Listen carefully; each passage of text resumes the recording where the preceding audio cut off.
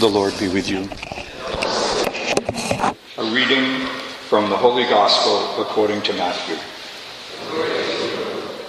May the Spirit of the risen Christ be in our minds and in our hearts, that the wisdom of the gospel may penetrate the depths of our life. Jesus took Peter, James, and John, his brother, and he led them up a high mountain by themselves.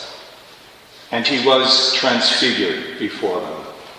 His face shone like the sun. His clothes became white as light. And behold, Moses and Elijah appeared to them, conversing with him.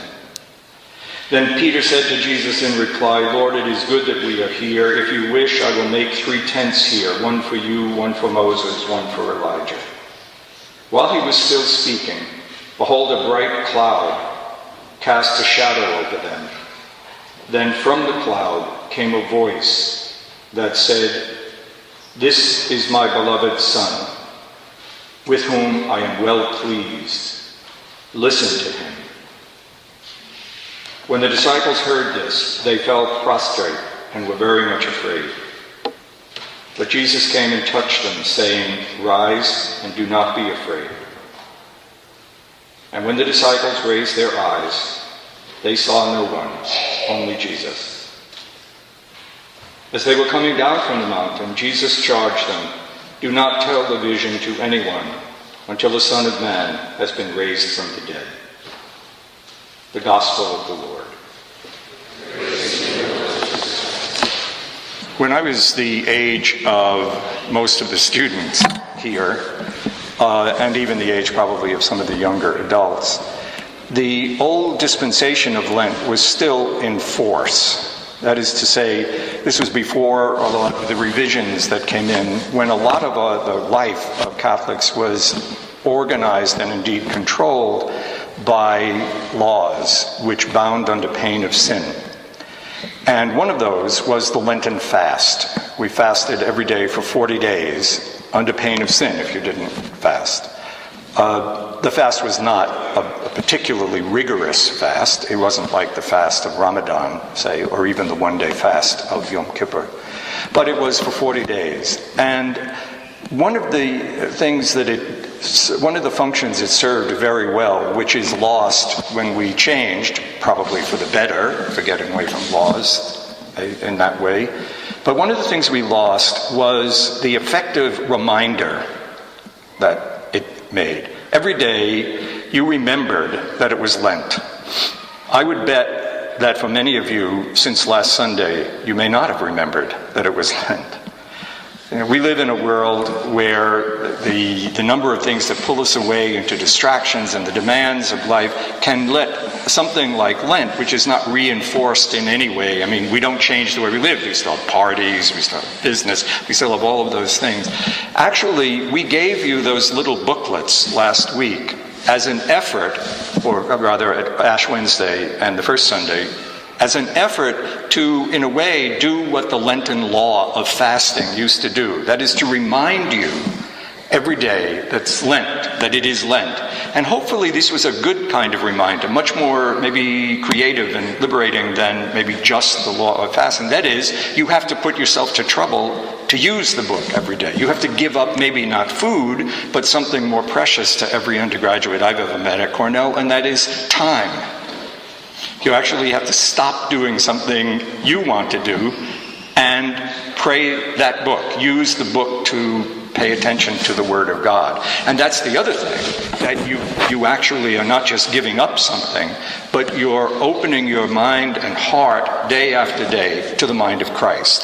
Slowly, if the grace works, to see yourself and your world through Christ's eyes and to know yourself with Christ's heart. So that's the first thing. I have to remind myself, I remind you. Every day, this is a journey of Lent, a journey into our baptism, a journey into Easter, an interior pilgrimage into some depth of our own life. That's what's supposed to go on during Lent. And I might take the moment to remind you again of the 3 vectors of Lent, if you could call it. Aren't vectors things that, aren't they viruses that are used to deliver genes and things? Don't they call that a vector? No? Does anybody here know that? This is an extremely dull group today. Nobody sang when we were coming. I'm sorry, aren't they vectors? Yes, okay. So the 3 vectors of Lent, this is a wonderful analogy. So this delivers the practices of Lent into the baptism. The 3 vectors are almsgiving, fasting, and prayer. In some way or other, you find a way to do all of them, maybe one more than the other, during Lent. For me, the best way to think about this and to see what we're up to here is to say that the journey of Lent is a journey from the surface of my life to the deeper part of my life. From the distraction to some kind of attention. A surface, if you would, toward meaning. Not living things inattentive to their meaning, maybe appreciating the meaning of them more. So, just to go through those 3 again, maybe to help myself and you. Things I possess, my possessions. Obviously money, an obvious possession, but my clothes, my talent, my health, the things that are mine. How do I reach a deeper meaning than the usual way I live them? How do I live? Do they have a deeper meaning than the usual one I give? Almsgiving suggests that penetrating the way I use the things I have with mercy. If I allow mercy, that is to say, the willingness to enter the chaos of lives around me and to let them enter mine, as God's mercy does for me. If I develop a practice of thinking and acting on some or the other of my possession with mercy, I begin to move deeper into the meaning of the things I have. That is to say, a meaning closer to the mystery of my baptism and to the mystery and to the truth of the dying and rising of Jesus Christ. Almsgiving. Fasting. What about my desires, my dreams, my needs, my hopes? How do I reach a deeper recognition and actual living of what they mean? By removing my sense that I am entitled to all these things, and by living them as a kind of gift that relates me to other people. I fast. I separate myself from an automatic satisfaction of my desire, being lost in my dreams, thinking of myself without relation to other people. I begin to enter a deeper meaning of my dreams and desires and needs and hopes, a meaning closer to the core of who my true self, and closer necessarily then to the mystery of my baptism and the mystery of the dying and rising of Jesus Christ, into which I was baptized. And then my mind, my stance toward the world. What do things mean to me? How do I think about things? How do I see and judge other people? How do I, choose things? My freedom, myself, prayer. That's at the heart of prayer. I open my mind, my feelings, my choices to receive, literally, the Spirit of the risen Christ, so that I move closer to a deeper truth of myself, away from the distractions, away from always having an iPod in my ears and always having other things feeding in. I enter the emptiness of prayer. But it's an interior journey toward the mystery of Christ. So that's Lent. Each of the Sundays in Lent this year is actually particularly helpful, the readings, because this series of readings this year are the ones that are used to prepare catechumens for their baptism at Easter. So the readings are deliberately directed toward the mystery of baptism and what that means, and the mystery of the death and resurrection of Christ. So let me just say a few things about this Sunday's readings. Abraham, the story of the call of Abraham, the story of the Transfiguration, the mystical story of the Transfiguration. I think it's really helpful to say that those readings show us, among many other things, that this interior pilgrimage of Lent is actually a pilgrimage in time, if you would, the time I live. That is to say, it's a movement from someplace I've been to someplace I'm going. And so just take Abraham. Okay? Abraham was a nomad. Right? God appears to Abraham in some way, or communicates to him in some way, and says, keep moving, move away, get up from where you are now. You're an old man, move, and I'll tell you when to stop. And Abraham does it, and he said, I will bless you. That is, I give you this enormous gift. The promise that he was given was that he, an old man, would found a great people. And they wouldn't be nomads. They would be people with a great kingdom. And things completely, right? What are the two characteristics there of the movement from where Abraham was to where he will be? It's not movement. He was a nomad to begin with. That's the interesting thing, that the call of Abraham was to discover something in what he was already living, in who he already was, if you would. But he would discover it by trusting and being at the disposition of God, being totally at the disposition of God. That is to say, he would be a believer. He's the man in religious history who, you might say, invented faith as a way of relating to the mystery of God. In Jesus, you see we're presented with a different movement from before to after. The first movement, which I'm not going to talk about at all, is encapsulated in the way Matthew designs this transfiguring experience, whatever it was, a series of experiences. That is to say, he keeps referring back to the experience of the Jews through all their history. So the prophets are there, and Moses is there. And there is the reference, this is my beloved son, in whom I'm well pleased. That was a reference to the servant of Yahweh that we read about last weekend. Okay. But the movement actually is one that can't be described in ordinary language. He's a man, think of this, you're looking at somebody, you're paying attention to them, and suddenly they become the sun in the sky. Suddenly they become completely light. It's an image, if you could just let yourself experience that image for a minute, or experience it in prayer during the week, you'll realize that it's an image that suggests something beyond words.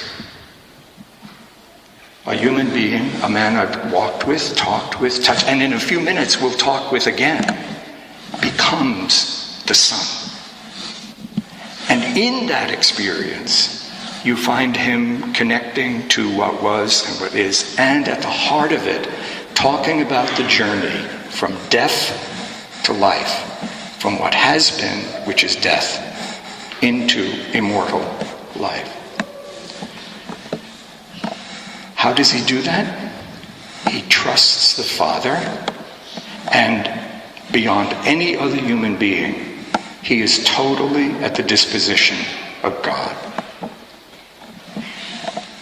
For us, there's readings today suggest that the journey of Lent, for me, and what I'm going to discover in fasting, almsgiving, and prayer, is a journey of my own from death to life. The death that I'm leaving is the death of sin. In whatever way I am separated from, distanced from the mystery of God. Take it even harder. If you think about your life, I think about my life. In how much of my life is God effectively absent? For all all of us, there are particular ways in which we choose that distance from God, the things we call our sins. Some of them may be really deep and profound in me. Some of them may be relatively superficial but persistent. But the point of the story today is to remind us that the journey is not a journey dealing with guilt and with what I can change. It's a journey to companionship with the man who became the sun, who became light. That I can actually come to be alive with him if I trust him and put myself at his disposal. Now, for most of us, it's pretty hard to figure out what that means, to trust the risen Christ, to put myself at the disposal of the risen, to become his friend, to become his disciple. Pretty hard for us to know what to do as that. And that's the point of the journey of Lent. It may be that through this whole journey, I just try day after day to adopt that attitude as I think about my possessions, my desires, and the way I think about the world. Because if the risen Christ is indeed risen, and I let myself open to that, he can actually affect the way I think, the way I choose. I do penance, I do whatever it is in order to free myself to be his beloved companion.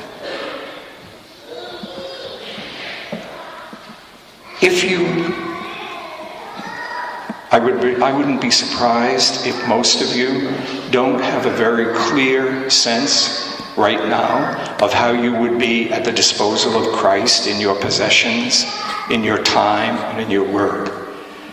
I would be very surprised if all of you didn't have some idea about how you would do that, especially if you let yourself be quiet enough to do. The journey of Lent is acting on that idea, that sense. This is what I should do about this. This is what I should pray about that. But the longing at the heart of it is this longing to become deeply a friend or disciple of the man who became the sun, the light, who transformed. And yet we're still a man. That journey of Lent, which is an individual one for all of us, becomes one we take together every Sunday. The risen Christ, that man whom Matthew described, becomes personally present in our coming together, in our listening to his word, in the prayer of thanksgiving and remembrance that I will just make, and in the incredible, daring intimacy of sharing his meal. The blessing of the dying and rising Christ.